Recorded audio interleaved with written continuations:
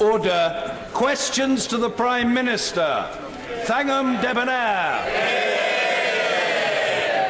Question number 1, Mr. Speaker. Mr. Speaker, I'm sure that members across the House will wish to join me in congratulating Sarah Clarke on her appointment as Lady Usher of the Black Rod. She will be the first woman to hold this role in its over 650-year history, and we offer her our best wishes. Mr. Speaker, this morning I had meetings with ministerial colleagues and others. In addition to my duties in this House, I shall have further such meetings later today. Thangham Debonair. Thank you, Mr. Speaker. Mr. Speaker, the BBC are currently broadcasting Drugsland, a documentary series shot in my constituency of Bristol West, showing the catastrophic impact of drugs and drug laws, not just on users, but on the police and innocent bystanders. So will the Prime Minister commit to watching Drugsland and to a royal commission on our drug laws, which are plainly failing? I'm pleased to say that the Home Office, under my right honourable friend, the Home Secretary, launched the government's drug strategy only a matter of weeks ago. We recognise the importance of this issue. Drugs significantly affect people's lives, and sadly we also see people dying as a result of drugs, taking drugs, but also the criminal activity that takes place around drugs. We take this very seriously. That's why we've launched our strategy. Nigel Huddleston. Divorce and family breakdown takes an emotional toll on all those involved, but the family dynamic often overlooked is that between grandparents and their grandchildren. If access to their grandchildren is removed or blocked, some grandparents call this a form of living bereavement. Will the Prime Minister therefore join me, Dame Esther Ranson, and thousands of grandparents across the country in calling for a change in the law to give grandparents access rights to their grandchildren, as is the case in France? My honourable friend is absolutely right that, of course, grandparents do play an important role in the lives of their grandchildren. We can all, I'm sure, sympathise with those who experience the anguish when they're prevented from seeing their grandchildren if a parental relationship ends. Of course, when making decisions about a child's future, the first consideration must be the child's welfare. But the law already allows family courts to order that a child should spend time with their grandparents. And I understand that my honourable friend has recently seen the Minister of State for Justice, and I'm sure that the Ministry of Justice and the Department of Education will consider the points carefully. Jeremy Corbyn. Thank you, Mr. Speaker. I joined the Prime Minister in congratulating the new Usher of the Black Rod, and I'm really pleased it's a woman at last who's got that position. Mr. Speaker, I hope the whole House will join me in sending solidarity following the atrocious suicide bombing which killed 50 people in eastern Nigeria. We should speak with sympathy for those that have lost loved ones and the obvious trauma they're all going through. Mr. Speaker, the Irish Prime Minister, who has discussed Brexit with the British government, says sometimes it doesn't seem like they've thought all this through. So can the Prime Minister reassure him by clearly outlining the government's policy on the Irish border? First of all, I'm glad that the Right Honourable Gentleman has welcomed the new Lady Usher of the Black Rod. I hope it isn't going to take 650 years before the Labour Party has a female leader.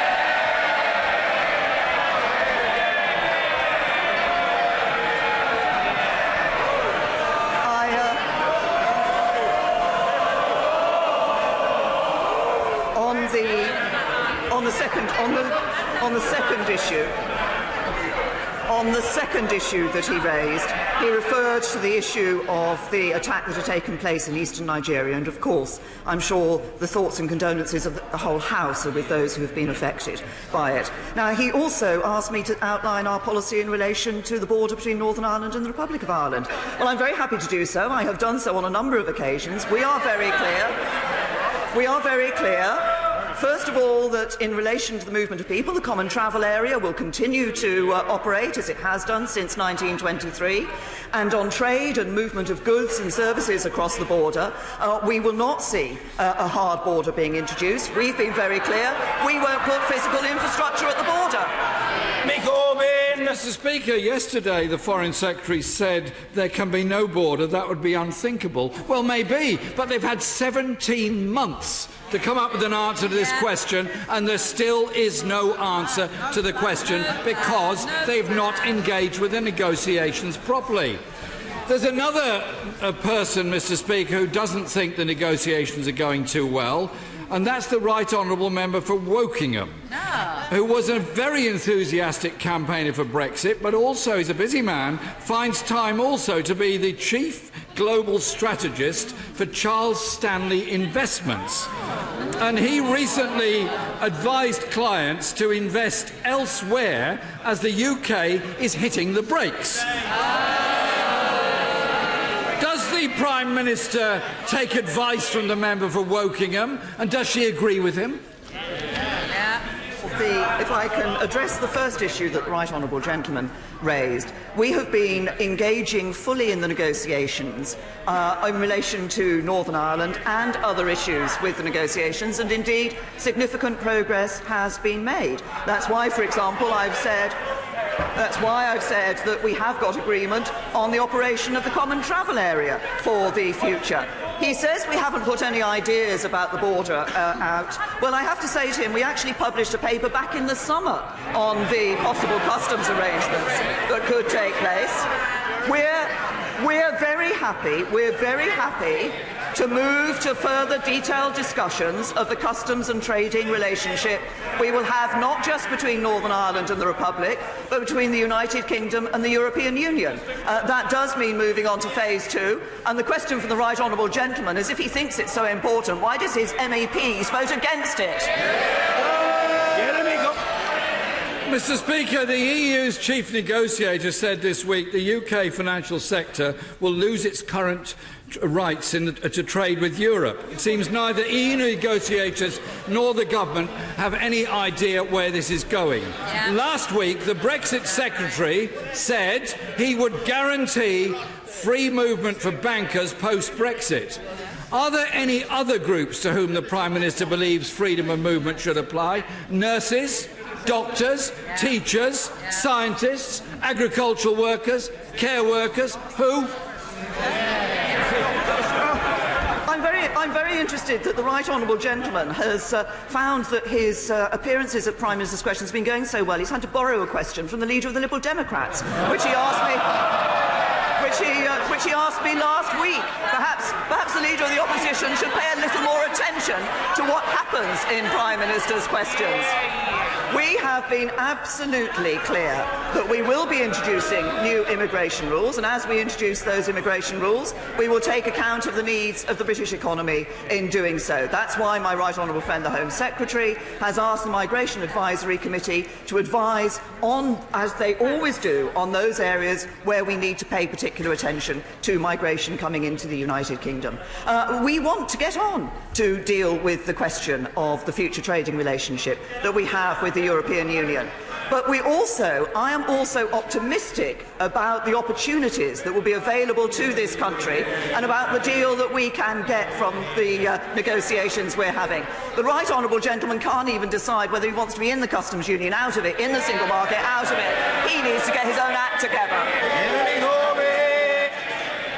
In April, Mr. Speaker, the Brexit Secretary was confident the European Banking Authority would be staying in London. Now he can't even guarantee banks having a right to trade with Europe. Last week, the government voted down Labour's amendments to protect workers' rights. The Foreign Secretary has described employment regulation as, and I quote, backbreaking, and repeatedly promised to, and I quote again, scrap the social chapter. Why won't she guarantee workers' rights, or does she agree with the Foreign Secretary on these matters? We have guaranteed workers' rights. We have introduced a bill in the House of Commons to guarantee workers' rights, and the Labour Party voted against it. Mr. Speaker, the record is clear. This government voted down our amendment to protect workers' rights.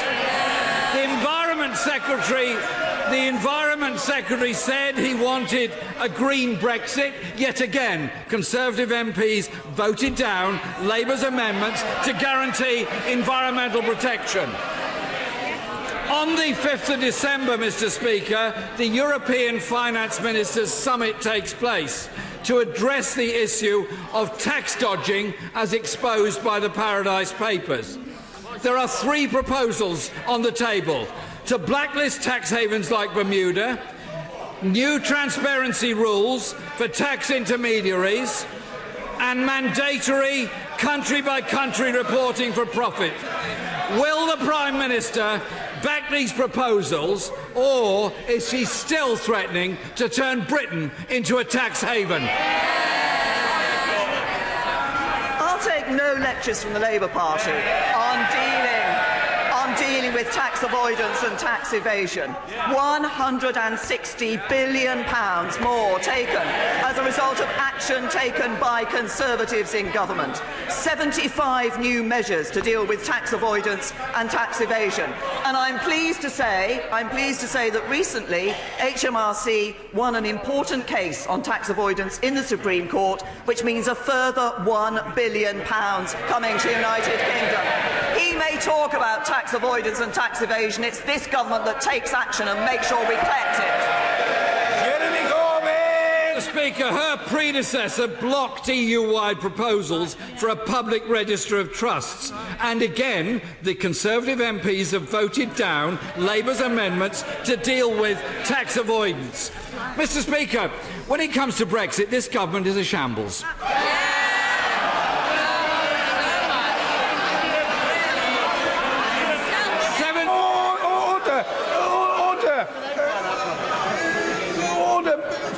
Too many members are gesticulating on both sides of the House in a frenetic and, frankly, outlandish fashion. Order, I say to the honourable gentleman member for Helion and Yar, he should seek to imitate the Zen-like calm and statesmanship of the father of the House, Mr. Jeremy Corbyn. I have much in common with Zen, Mr. Speaker. Mr. Speaker, 17 months. I understand, Mr. Speaker, the Tory whips are these days choreographing who to shout at who in the chamber. You're making a very bad job of it.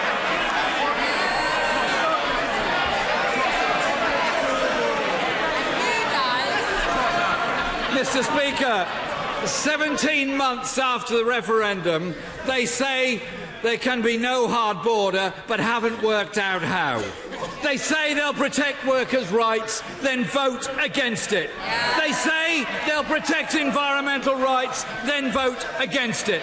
They promise action on tax avoidance, but vote against it time and time again. And, Mr. Speaker, once again the Foreign Secretary offers his opinions, as does the Environment Secretary, saying there is insufficient energy going into these Brexit negotiations. You said it. You said it. Their words, Mr. Speaker, not mine. Isn't the truth this government has no energy, no agreed plan and no strategy to deliver a good Brexit for Britain? Can I say to the right honourable gentleman, he talks about voting against tax avoidance measures. It was the Labour Party that refused to allow tax avoidance measures to go through in a bill before we called the general election. So he should look at his own record, and he talks about people taking different opinions. I might remind him that on Monday in the bill, perhaps the Shadow Chancellor would like to listen to this. Yes. On Monday, when we were putting through that important piece of legislation in relation to customs and taxation in Europe, 76 Labour MPs voted in a different lobby from his and his front bench. The party in this Commons that has no clue on Brexit is the Labour Party. But ache in and week out, the right honourable gentleman, week in and week out, the right honourable gentleman comes to this House and talks down our country and is pessimistic about our future. Well, let me tell him, I'm optimistic. I'm optimistic about our future. I'm optimistic about the success we can make of Brexit. I'm optimistic about the well-paid jobs that will be created. I'm optimistic about the homes we will build. That's Conservatives building a Britain fit for the future. All he offers is a blast from the past.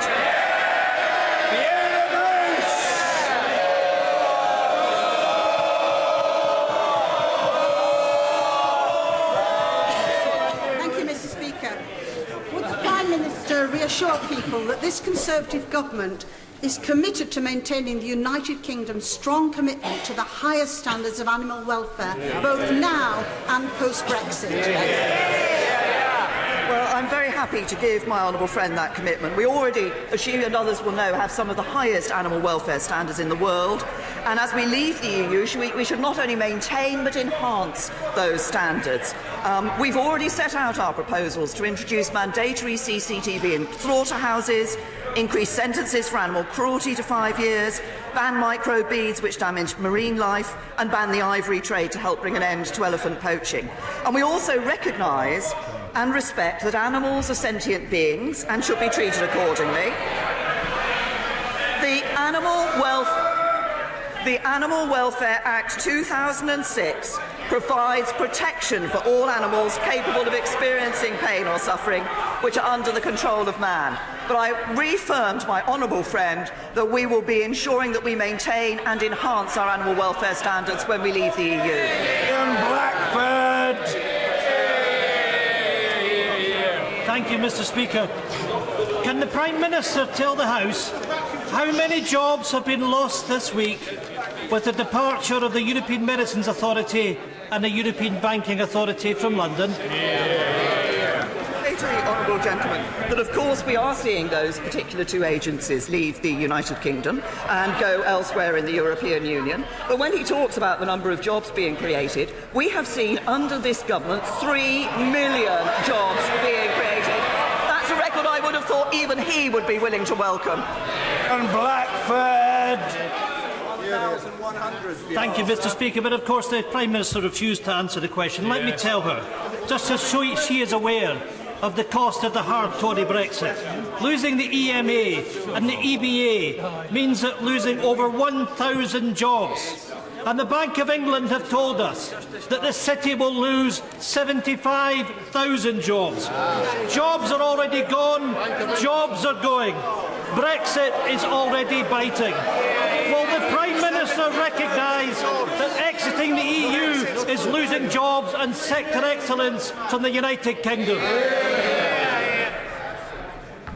I recognise, as I said, that those two particular agencies are leaving the United Kingdom. But the right honourable gentleman talks about numbers of jobs being lost. I repeat, since the Conservatives came into government, 3 million jobs have been created. That's 3 million more people in work. That's 3 million more people able to provide an income for themselves and their families. Bob Blackman. Thank you, Mr. Speaker. Last year, housing associations generated £5.5 billion in cash surplus, money that could be used to build 48,000 new homes in this country. The accumulated reserves that housing associations have come to £42 billion, which would mean 36,500 properties a year for the next 10 years could be built. Will my right honourable friend look at ways that we can make sure that housing associations use the money to build the new homes that people want, rather than having them sitting in the bank? My honourable friend does raise an important point, and of course this whole issue of housing, and particularly homelessness, is something that he has been a campaigner on and campaigned strongly on. But this is in fact already the approach that is taken by housing associations. They're non-profit organisations, so their surpluses are reinvested in the business, often in the next year. And in fact, for example, in 2015-16, their investment in new and existing properties was more than double the surpluses that they generated. Now, I've recently announced an additional £2 billion funding for homes, for affordable homes, including for social rent. Last week, housing associations were reclassified to the private sector. That takes 70 billion of debt off the country's balance sheet, which means greater certainty for housing associations to get on with the job that my honourable friend and I both want them to do, which is building more homes. Kirsty Blackman. Thank you very much, Mr. Speaker. Mr. Speaker, my thoughts are with my many constituents who've got friends and family in Nigeria at this time. Mr. Speaker, the SNP has asked 140 times for the VAT paid by our police and fire services to be scrapped, and for the £140 million to be refunded. Mr. Speaker, the Chancellor said only last month that legally we would not be able to recover VAT, and that the UK government is now constrained by the VAT rules that are in place. Was he misleading us? Yes.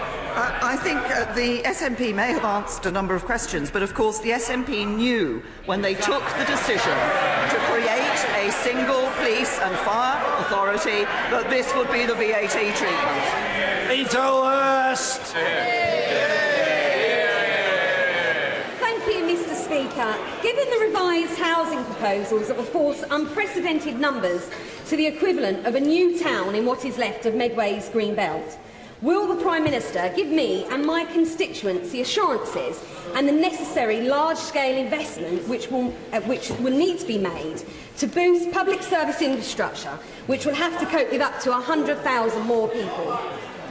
This is, of course, an important point for people not just in my honourable friend's constituency but elsewhere. We do want to see more homes being built because I want young people to have the prospect that they are going to have the future that their parents and grandparents would have to owning their own homes. So we are going to go further in building more homes, but she's absolutely right that, of course, as we do that, we need to make sure the infrastructure is in place. We are putting in billions from central government for economic infrastructure every year up to 2021. That includes issues like transport projects, fibre broadband connections, but we recognise the importance of making sure the homes are supported by the right infrastructure. Jane Ryan. Thank you, Mr. Speaker. I am proud that the last Labour government lifted more than 1 million children out of poverty. This government seems committed to doing the very opposite. With the Institute of Fiscal Studies predicting that an additional 1.2 million children will be pushed into poverty by 2021, and that's on top of the 4 million in 2015-16. Is the Prime Minister proud of her government's record of failure on this, and does she think this worrying forecast is acceptable? I have to say to the Honourable Lady that far from the way in which she has portrayed the situation, we have seen since 2010 600,000 fewer people in absolute poverty. That's a record low. 300,000 fewer working-age adults in absolute poverty. And 200,000 children, fewer children in absolute poverty. 200,000 fewer children in absolute poverty. What we've also seen is families getting into work, nearly 1 million fewer workless households as a result of the actions of this Conservative government. Kirsten Hare.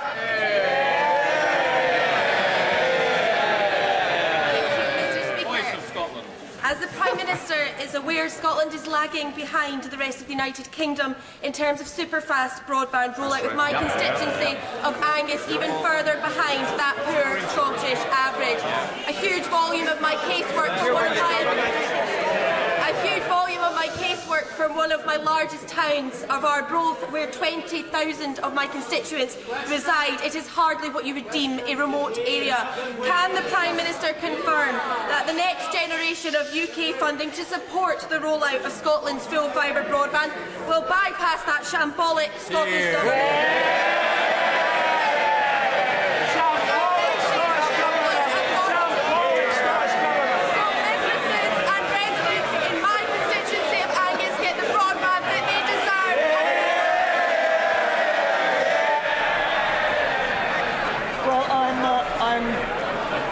I'm very happy to confirm that to my honourable friend. She will know that we are making progress in Scotland in this, but we do need to go further. So programmes like local full fibre networks and 5G will allocate funding directly to local projects based on the quality of the bids put forward. And my honourable friend, the Minister for Digital, has recently confirmed in the House that for the next generation of technology, we will deliver it directly to local authorities in Scotland, rather than going through the Scottish Government, because we will make sure that Scotland is not left behind. Yasmin Qureshi! Thank you, Mr. Speaker. In 2014, an inquiry was set up to look into the drug Primados given to millions of pregnant women in the 60s and 70s, which caused deformities, and documents showing a clear cover-up. Last week, a report was published which was condemned by MPs across the House as being whitewashed and misleading. Will the Prime Minister meet the victims and order a public inquiry so justice can finally be done for these people? You know, this is an issue that a number of members have been concerned about, and I recognise that the result of that review was not what some members and families were hoping for. It was a comprehensive, independent scientific review of the available evidence by experts. All the meetings of the expert working group were attended by Nick Dobrick as an invited independent expert from the Thalidomide Trust and at the request of the patient group, ACDHPT. And the overall conclusion, I'm informed, is that the scientific evidence does not support a causal association, but that doesn't detract from the very real suffering that has been experienced by the families. And I recognise that these conclusions are hard to accept, but the Department of Health is focused on implementing the review's recommendations, which will strengthen detection and better communicate the risk of medicines during pregnancy. Stephen Hammond. Mr. Speaker. Does my right honourable friend agree with me that the right revised offer to the EU, far from throwing money away, will be worthwhile to secure the UK's future trade relationship with our European neighbours? As I say to my honourable friend, he does raise an important issue. I set out in my speech in Florence that the UK will honour the commitments that we've made during our period of membership. We don't want our European partners to fear that they will have to receive less or pay in more during the current budget plan as a result of our leaving the European Union. But we can only resolve the financial implications of the UK's withdrawal finally as part of the settlement of all the issues that I spoke about in Florence. But once that is done, of course, the days of Britain paying vast sums of money to the EU every year will end. Peter Kyle. Thank you, Mr. Speaker. Every Prime Minister since 1946 has successfully appointed a British judge to the International Court of Justice. Why hasn't she? Can I actually say to the honourable gentleman that the British Prime Minister does not appoint judges to the International Court of Justice. There is a process that is undertaken in the United Nations. We wish all the judges who have been appointed by the votes through the United Nations to the International Court of Justice well. Andrew Bowie. Thank you very much, Mr. Speaker. My right honourable friend might be aware that in a Westminster Hall debate last week, members of the Scottish National Party declared that if the Scottish Government did not agree with the final Brexit deal, they would push for another independence referendum. This obsession with breaking up our United Kingdom is damaging the Scottish economy and causing uncertainty. So will she join me today in calling for the SNP to drop, once and for all, their obsession with a second independence referendum? The point that my honourable friend raises is a very important one. Scotland had a referendum in 2014. That referendum was legal and fair, and the result was decisive. The people of Scotland voted clearly to remain part of the United Kingdom. And I think at the election they sent a second message that they didn't want a second referendum on this issue. So I say to the Scottish Government, as we prepare to leave the EU, they should be working with us, with the UK Government, to get the right deal for the whole of the UK, not taking Scotland back to these divisive constitutional debates of the past. And so I agree with my honourable friend that the SNP should take their unwanted proposal off the table once and for all. Nick Dakin. Thank you, Mr. Speaker. Will the Prime Minister support steel jobs in Scunthorpe and elsewhere by guaranteeing if the current flexibility within the emissions trading scheme is not retained to March 2019, that she will act immediately to ensure British industry is not financially penalised. The honourable gentleman raises an important point about steel, and of course this government has done a considerable amount over the last few years to support the steel industry here in the United Kingdom. I was very pleased to be able to, earlier in the year, to make a visit and meet with steel workers and talk about the prospects for steel here in the United Kingdom. And we will, of course, look carefully to ensure that the arrangements that are in place are those that are rightful in the national interest, and we have supported steel in the past. Mr. Crispin Blunt. Thank you, Mr. Can I take my right honourable friend back to the first question asked by the honourable lady for Bristol West? And quite apart from commending the quality of the BBC programme that she referred to, on the whole issue of prohibition of drugs globally, can I draw her attention to the fact that global policy is beginning to change, and that in the face of the evidential failure of the policy since the 1961 UN Single Convention on prohibition of narcotics drugs?